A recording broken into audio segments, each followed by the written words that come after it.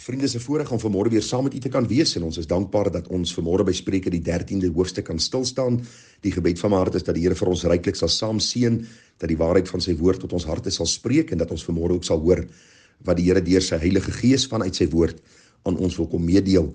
Nou, u sal sien dat hoofstuk 13, vriende, gaan oor 'n paar gedagtes wat ons nou al reeds in die verlede hanteer het en wat weer eens herhaal word in hierdie hoofstuk.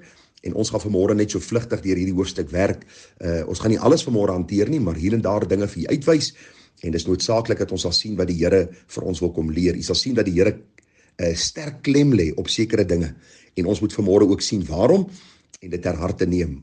Die apostel Petrus het gesê, hy het nie nagelaat om deur herinnering sekere dinge aan mense tuis te bring nie, want dit wek 'n suiwere gesindheid op. As u maar dink daaraan, baie keer sê mense, ja, maar baie keer in die kerk herhaal mense sekere goed. En ek wil vir u sê dat die hele lewe gaan uit 'n patroon van herhaling. Jy en ek doen presies dieselfde elke dag. Jou lewe is nie heeltemal anders vandag as wat hy môre of wat hy gister was nie. Ons staan op, ons was ons gesig, ons borsel ons tande, ons skam ons hare, ons trek aan, ons eet ons pap, ons ry werk toe, kom by die werk, ons doen ons sekere dinge. As jy 'n boekhouer is, jy sekere werk wat herhaal word. As jy ambagsman is, sekere goed wat herhaal word. Die hele beginsel is net deur herhaling kom daar ook 'n vaste patroon om sekere dinge te sien en te doen. En dit bring 'n gemaklikheid by jou om te weet, as hierdie ding oor my pad kom, wat is die volgende? En so ook met die Bybel. Die Here wil vir ons sekere dinge deur herhaling tuisbring, sodat ons kan sien hoe belangrik dit dan ook is en dan sy waarheid sal uitleef. Nou, Spreuke 13 begin weer met die gedagte van die wyse teenoor die dwaase. Die Bybel sê 'n wyse seun luister na die tug van die vader, maar 'n spotter hoor nie na berisping nie. En ag vriende, as ons maar net kyk na die tyd en dag waar ons onsself in bevind, moet ek sê dat die meeste kinders spotters geword het. En u kan miskien vir my sê, maar joh, dis 'n radikale uitspraak so vroeg in die môre op my nigter maag. En vriende, ek dink nie dis 'n radikale uitspraak nie. Gaan kyk maar aan die meeste kinders. Hulle het geen respek vir mense nie. Hulle het geen respek vir ouers, vir onderwysers, vir die gesag, vir die landswette, vir niks nie. Hulle breek, hulle vloek, hulle skel, hulle dink alles behoort aan hulle en so gaan hulle die dag tegemoet en die jaar tegemoet en hulle lewe tegemoet en soos die spreekwoord sê, vroeg ryp, vroeg vrot en later sit ons met hierdie hartseer gevolge van mense, van jong kinders wat nie na wysheid geluister het nie, maar as spotters opgetree het en nou sink hulle in hulle verderf. Daarom, wat is die raad vanmôre? 'n Wyse seun, vriende, is iemand wat sy ore oopmaak en luister. 'n Wyse dogter is iemand wat haar ore oopmaak en luister. Hulle dink nie, hulle weet beter nie. Hulle dink nie, hulle weet alles nie. Hulle is mense wat ook op hierdie punt gekom het in hulle lewe, dat hulle dikwels luister na wat ander sê, hulle ore draai en spits om te hoor, sodat hulle ook daardeur kennis kan ontvang. Nou, ons ken die ou spreekwoord, waar ons ouers vir ons dikwels gesê het, my kind, het jy nie ore nie, maak net jou ore oop en hoor wat ek vir jou sê. En dis presies wat Salomo hier wil sê.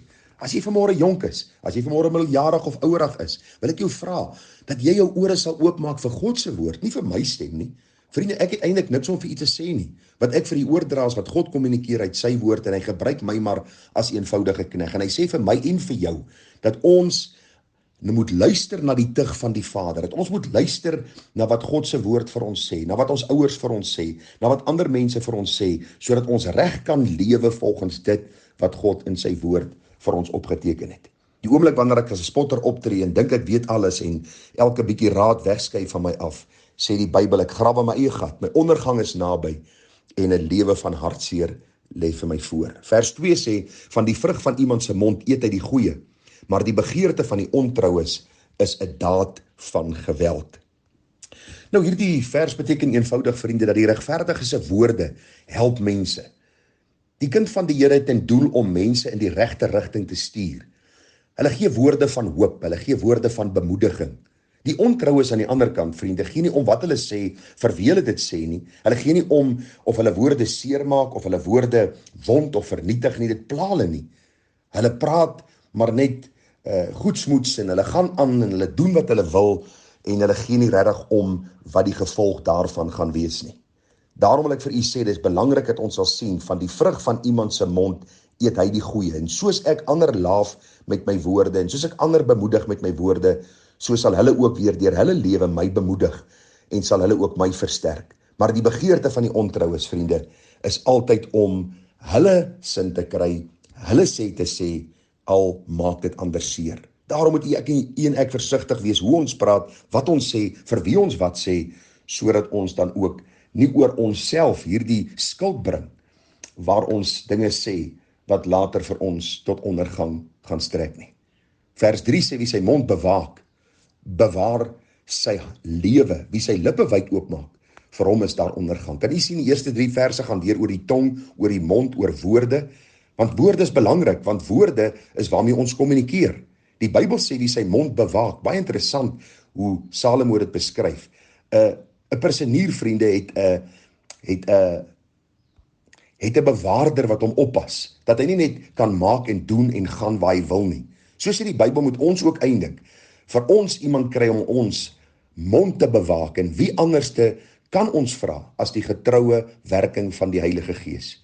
O Here, bewaak my mond, bewaar bewaar my hart en my lippe, dat ek dit nie wyd oopmaak en dinge sê en dinge doen wat U nie welbehaaglik is nie. Die Bybel sê vir ons, vriende, wie sy lippe wyd oopmaak, vir hom is daar ondergang. Daarom is dit belangrik dat ons mond sal bewaak. Dat ons vir die Here sal vra om 'n wag voor my mond te stel.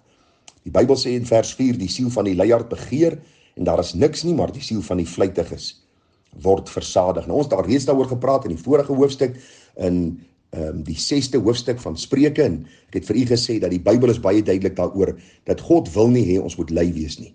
Hy sê ons moet ons eer daarin stel, om met ons eie hande te bewerk. Die luiaard begeer heeltyd, maar daar is niks nie, terwyl die vlytiges weet, hulle moet werk, dit is 'n opdrag van die Here, en hulle doen dit van harte, asof vir die Here en nie vir mense nie.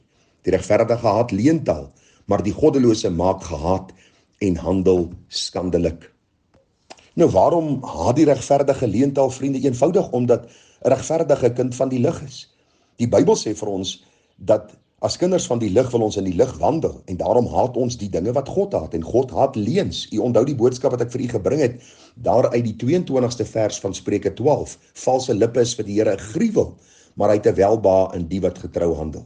Die regverdige haat leentaal, waarom? Omdat God leentaal haat, en omdat ons in die lig wandel saam met die Here. Die Bybel sê, maar die goddelose maak gehaat en handel skandelik. Die goddelose, vriende, bring skande oor hulle self en oor ander, omdat hulle in hierdie bose patroon van leuns lewe. Vers 6 sê, geregtigheid bewaar die regskapene van wandel, maar die goddeloosheid bring die sondaar tot val. Hierdie geregtigheid, vriende, is 'n rein lewe, 'n lewe ooreenkomstig die woord van God.